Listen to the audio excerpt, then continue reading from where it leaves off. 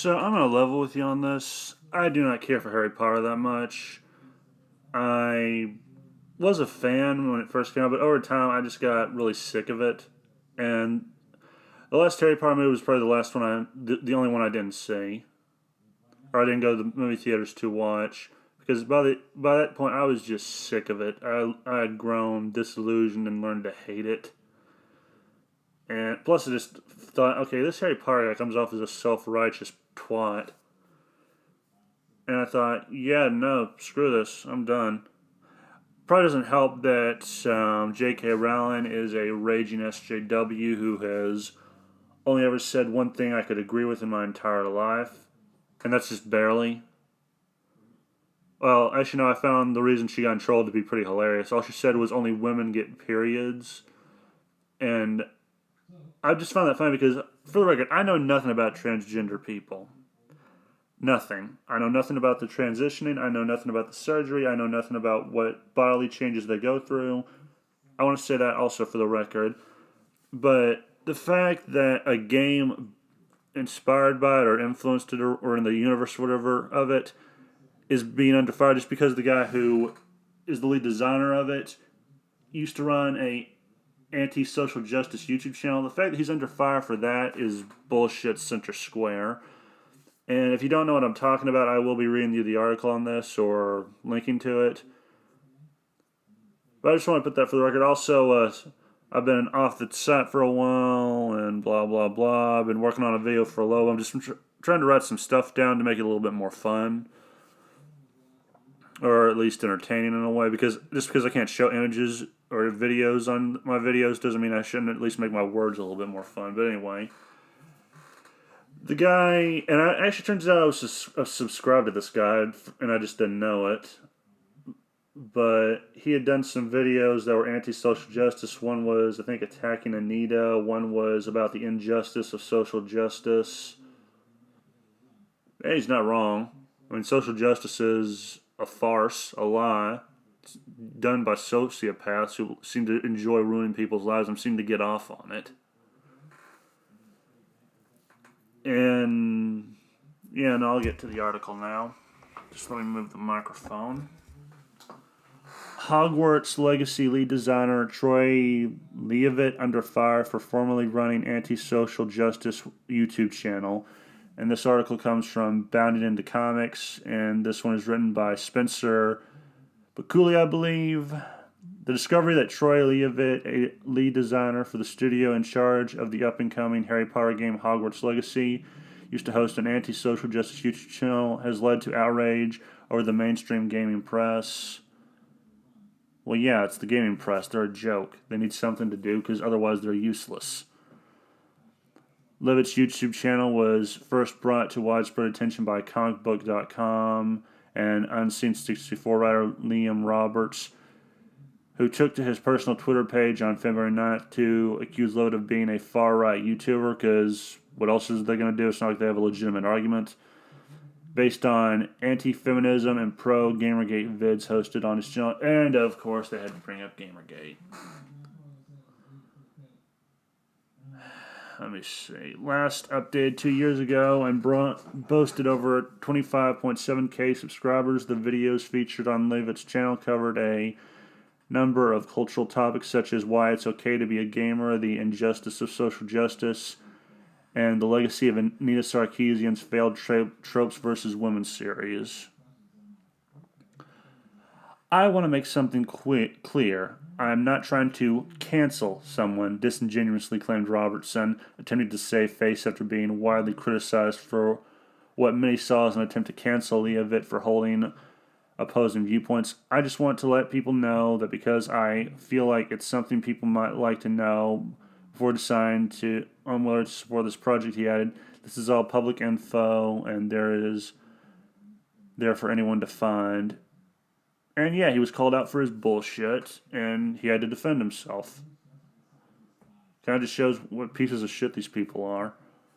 Following Robertson's call, the history of Leavitt's YouTube channel was soon picked up by Kotaku, who described Hogwarts Legacy as a controversial due solely to Harry Potter creator J.K. Rowling's views towards the transgender socio-political issues and wrote that in addition to his work on the game, Levitt also ran a reactionary YouTube channel focused on attacking feminism and social justice for over a year. They say that like it's a bad thing. I really don't get that. I mean, social justice, I imagine, has an appeal to it, but the way it's done now is just intellectually dishonest and sociopathic, done by people who have too much free time on their hands. However, much to the assumed dismay of the outlet, Leavitt's YouTube channel was both no secret to or a problem for Warner Brothers, as the video concerning the unfounded accusations of sexual misconduct leveled against Atari co-founder by Brianna Wu and former Arianet developer Jennifer Schuler. The designer claimed that he disclosed his personal history to the company after being hired by Avalanche Software in 2018. Some of you have expressed that due to my commentary on some industry controversies that my sympathies for Gamergate movement, that I might have a difficult time should I ever want to return to professional game development, said Leavitt in the video. I'm happy to say that even though I disclosed my YouTube channel to Warner Bros. Games, it didn't appear to be an issue for them. He revealed, not that they endorse anything that I've said, of course, but at least they seem more concerned with making a good game than pushing some kind of social justice agenda, so there is hope. To a similar end, Leavitt also lists his full game development history in the About section of his YouTube page. In an effort to validate their outrage towards Leavitt's channel, Kotaku also concluded their article by citing how several users on popular gaming forums Reset Era have more moderators to ban Hogwarts Legacy discussions altogether due to both Rowland's influence on the franchise and Leavitt's work to lead designer to request moderators seem to be taken seriously. And all I consider that is fuck Reset Era. They're a bunch of Puritans and sociopaths. Or psychopaths, I'd really say. They ban a discussion just because it doesn't validate or conform to their bullshit. So screw them. Who cares what they think? Or what they allow. Following Kotaku's report on Leavitt, Wu claimed to have been targeted by this channel and asserted that, as such, you should not buy this game, period. Well, Brianna Wu, go to hell. I'm not buying this game because I loathe Harry Potter now, but I hope a lot of people buy it just to spite this bitch. Because Brianna Wu is a professional victim, and there is nothing I cannot stand more than a professional victim. Like, they get off on it in some cases. Or at least I think they do. Back to the article. As of Ryan Leavitt has not responded to Kotaku's request for comments. Of course he didn't. Why should he? He shouldn't give them the time of day. They're a dying site, who I hope die sooner. And that's the end of the article. I will be sure to link to that in the description. And that's all of the article.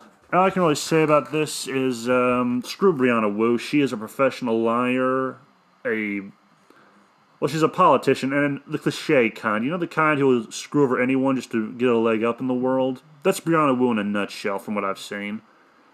She attacked a man for getting an award and claimed he was a sexual harasser. When she was called out on that, she said, I'm not saying he shouldn't get the award, just not now. All because the Me Too bullshit was starting to happen. Or was in its upswing. And, yeah, I just wanted to say, screw her. And screw Kotaku in general, because I saw Lethal Lightning and Shadow Jade, I believe her name is, their videos on this.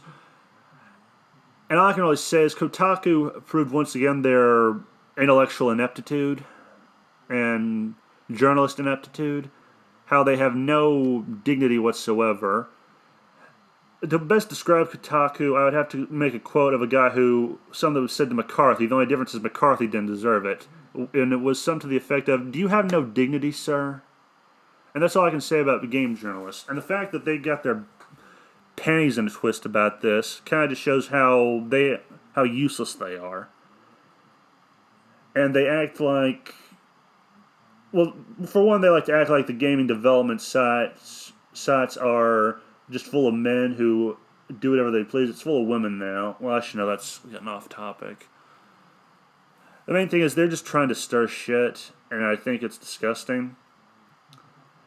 And they're always acting like they are in the moral superiority, right? They're not. They are the least morally superior people I've ever seen. They are some of the scummiest people I've ever seen. I've said this about journalists in general. They are some of the greatest scumbags I've ever seen.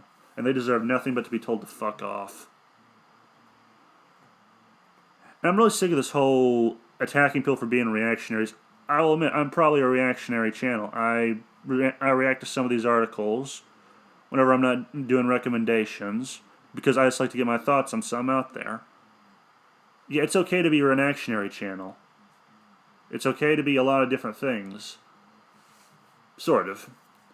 But in terms of YouTube channels, yeah, it's okay. I'm pretty sure I watch reactionaries. They are okay. They make good content, and I'm generally entertained by them. But Kotaku can seriously go to hell. Again, I do not like this game. I have no interest in it, but I hope it does well now. I hope this Leavitt guy, I wish him the best of luck. I wish him nothing but the best, and I hope he does exceptionally well. Who knows? Maybe I will get it, depending on how well it does, or if I like what I see. And yeah, that's all I can really say. I mean, I still say the best Harry Potter game was the Quidditch one back on the original Xbox. I missed that. That was a fun game. I think I remember it fondly, but I might not have liked it back then. But it was fun. But then again, I say the same thing about Black Flag, but I've gone back to play it recently, and it's kind of gets repetitive after a while. So it might be the same thing with the Quidditch game. But anyway, the game was fun, and I hope this other game was fun, and I hope Harry Potter fans enjoy it. But the main takeaway for me is... Well, actually, there is no takeaway. The main thing I want to touch on is how this just continues to show that Kotaku are pathetic. I mean, they have a job I would probably kill for. Kinda. I mean, I can only write if it's something I genuinely give a shit about, and I give a shit about games. But I would probably do that for a living if it wasn't for the fact I hate journalists, and I hate the fact of being a journalist for the idea of it. It sounds like you have to sell your soul to become one, because there's not a journalist alive anymore that seems to have a soul left.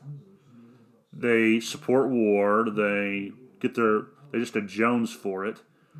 They attack people who have a different political opinion. They attack their livelihoods.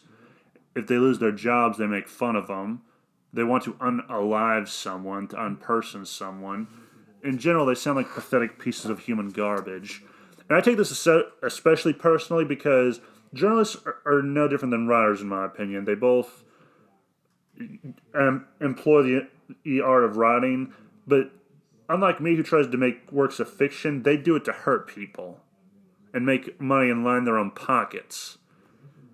And I just take offense at that.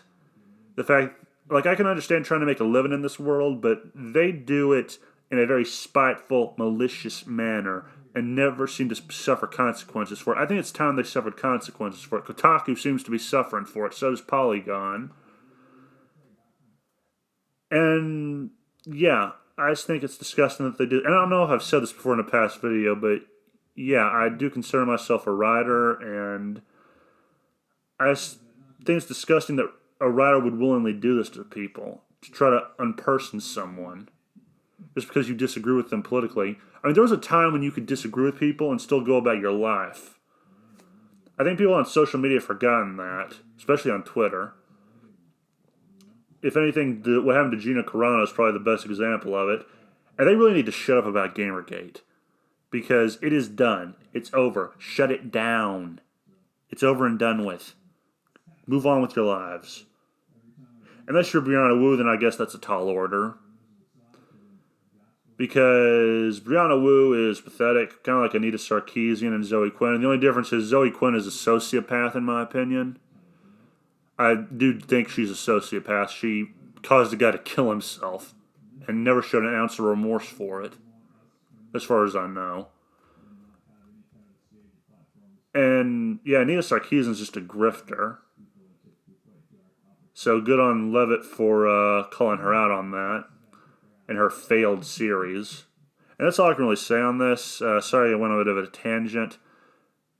But let me know your thoughts in the comments. I will be linking to the article. I will also be linking to Lethal Lightning and Shadow Jade's video on this, because they did a far better job than I can on this. I mostly rambled. They stay on point, and they seem to know what they're doing. So have a nice day, and remember the game was rigged from the start.